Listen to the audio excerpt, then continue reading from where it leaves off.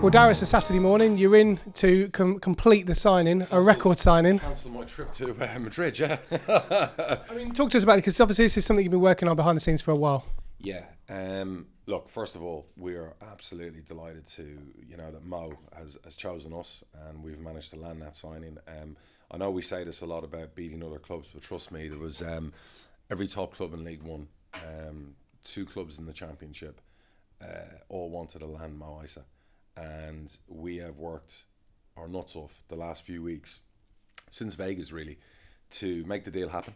And to give you a bit of background, when we went to Vegas and we were talking about recruitment, Jason, Randy, myself, we were saying to the manager, Barry, look, we have our targets, whatever else. What's target?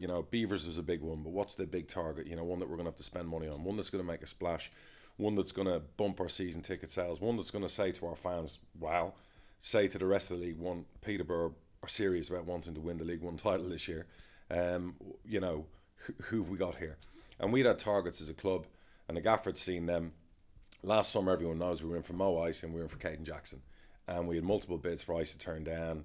We had bids for Caden, we accepted, and then he went to Ipswich instead of us. We were always told about Eisa that there was no way he was going to come to us. There was a deal done already and whatever else. So after our third or fourth bid, we backed away. So he's always been on our list. And the gaffer obviously, absolutely loves him as a player and has seen him and all day long wanted him. So in fairness to Jason and Randy, they were like 100% on board about making this happen. And without them, this wouldn't happen. So the 3 of us have made sure this has happened. Me on my own, I couldn't do this. So massive kudos to the 2 partners, because they are so serious about wanting to have a proper promotion challenge and a title tilting challenge this year to get to the Championship. So we reached out, we spoke to Bristol City, we negotiated with them. Bristol City are a big club in the Championship, great manager, great staff behind the scenes. Took us a while to get there on the deal, to and froing. In the end, obviously, we had a bid accepted, I think it was 8-9 days ago. The player came in last weekend to meet the gaffer, speak to Barry with his agent. Terms went on for a day. They were agreed. He didn't want to sign. In fairness to Mo, he's very religious. He was going off to Mecca, and he wanted to go on holiday, come back and do it in the right way. So he didn't want to rush the process. I think he felt last summer it was a bit rushed for him. And obviously, having just met him there, lovely guy, really, really happy. We've smashed our transfer record. It's our first 7-figure signing for a couple of seasons or a few seasons. I can't remember when was the last time. And we mean business. So anyone out there that's sitting on the fence about a season ticket, go and buy one, because it's going to be a good season. I'm not trying to throw promises out there, but we feel we're shaping and putting together a squad that, in the identity we want and based on, wants to be a thriving Championship club, this is a big one and it's a big part of the puzzle. And we think he's going to bring pace. We think he's going to bring a lot of goals and a lot more attack to our team. So, very excited about this. When we're putting the goals together, he scores all types of goals. He scores free kicks, he scores from outside the box, right foot, left foot, headers. The all-round striker very appears. Talented. I remember 2 seasons ago, we went and played Cheltenham pre-season, and me and Baz were sat there, and we watched this young striker they got from non-league Cheltenham put Jack Baldwin on his arse 3 times, and Baldwin gave away 2 penalties against him. He went through our back 4, like he just sliced him in half. He glided past them. I remember saying to Baz, Barry was like, I think he's from such and such. And we're like, where on earth did they get him from? Fairness to Gary Johnson and his scouting team, they took him from below. And we'd had an interest from him since that pre-season game. We even spoke to them about that summer. What were they thinking? But they'd only signed him, so they weren't going to sell him. We then went in the January again. We got rebuffed in the January. And then obviously, as I said to you last summer, we had 3 or 4 bids put in. So we've been watching him now for a good 2 years. He hasn't played a lot in the Championship, but he's gone to a big club at Bristol City, and as shown with Jack Marriott, sometimes it's tough to break in. And there's some very good strikers at Bristol City. I think they play with 1 up front. So it's always difficult to make that step up. And I'd said that to him and his agent last summer. Going from League 2 to the Championship, I think League 1's a perfect step up instead of going up 2. So, but, it is the Championship and it's difficult to compete with that, and that's why he went there. So he brings a variety of everything. He's quick, he's powerful. He's got physicality. He's not as physically imposing as Ivan, but he is quick. He is a 7-8 out of 10 pace-wise. And he will just give us that little dimension we were missing probably last season. When we went away, some of those tough games in 2019, that, in the end of the season, we lost a lot of games against the teams struggling near the end. That kind of pace gets you up the pitch. You know, Fleetwood away when we conceded an injury time, we didn't have the pace or mobility to push their back four back when they were attacking us non-stop. You get someone with pace like that on the shoulder, teams won't press you as much. And I think he's going to bring so much to the way the gaffer wants to play. With what we've done defensively in it at centre back and in the full back areas, I think we've got a very, very good, capable squad now. I think most people will look at this and see transfer record and think, assume you're going to sell someone. I guess no. every deal is on its merits. Look, you know, I've always been of that mind that, you know, as a club, not just financially, but the right thing for the players is you sell a player, a premium player, to a bigger club. You do a deal.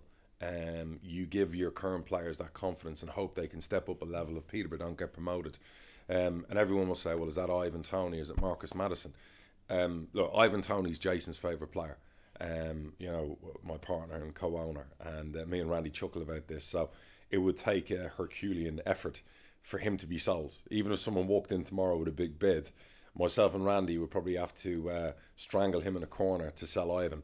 So, and there has been interest in Ivan, and there has been phone calls and inquiries, and there will be, as is in Marcus. So, no, we're not in a rush to sell. We don't need to sell. We're not really in that frame of mind of, we need to sell a player.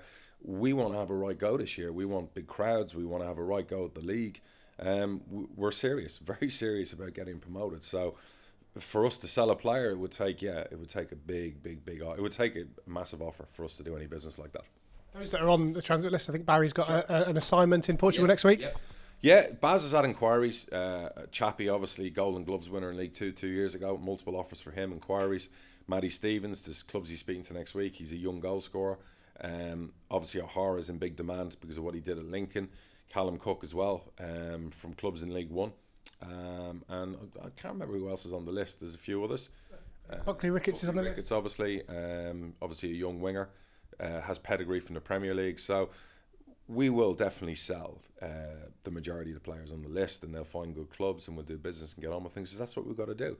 So we feel very confident about the business we've done, and we feel confident about the business to go out the other way as well. That'll get done when Baz is out there next week. He'll have his cigar, he'll have his G-rope on, he'll be running around the pool, and I'm sure he'll have his calculator with him as well, you know.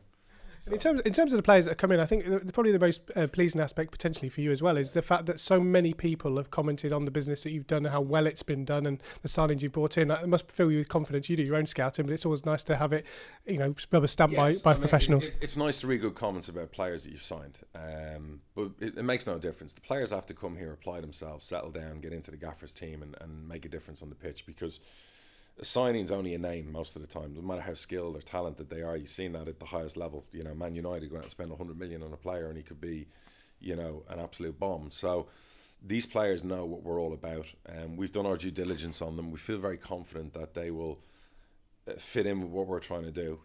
There's massive improvement in all the players we've signed. We've signed players of good age, good ilk. We're very excited about them. And then you've got the Beavers type signing, which is like a captain type signing with that stature, and who's won promotion, who's been there, seen it and done it. And we probably lacked one or two in the dressing room last year when things weren't going right. The week we lost to Coventry, Wimbledon and to Bradford, where you need a couple of captain type leaders in there going, come on boys, what are we doing here? This is the bread and butter time of the season. We're going to Walsall and losing 3-0. Again, you get the right characters in there with that blend, those results don't happen. So we feel really, really confident about what we've done. We've still got a little bit more to do, but everything the gaffers asked for, we have delivered. Everything in every key position that was number one on the list, we've delivered. Whether that's luck, whether that's us moving quietly and stealth-like. Barry's done a magnificent job. Myself and the owners have approved and okayed every deal. We've done them, within our financial means as well, without being silly. Obviously, this is a big splash today with Mo Eisa, but every other signing's been really, really shrewd. I mean, we've got one of the best young goalkeepers in the lower leagues for free. We've got 3 full backs, again, paid nothing for them. I've probably let the cat out of the bag and without mentioning 1 full back, haven't I? 2 are out there signed. There's another one to be announced. We've got a centre half with championship experience, a proper championship player, again, for nothing. We've paid a 6-figure fee for one of the best young gems outside the Football League, who's only 18 years old, who we feel the gaffer's really excited about this kid. He thinks he's got so much potential. So we're really, really, really, really excited about what we've done, and I feel we've done it by living within our means.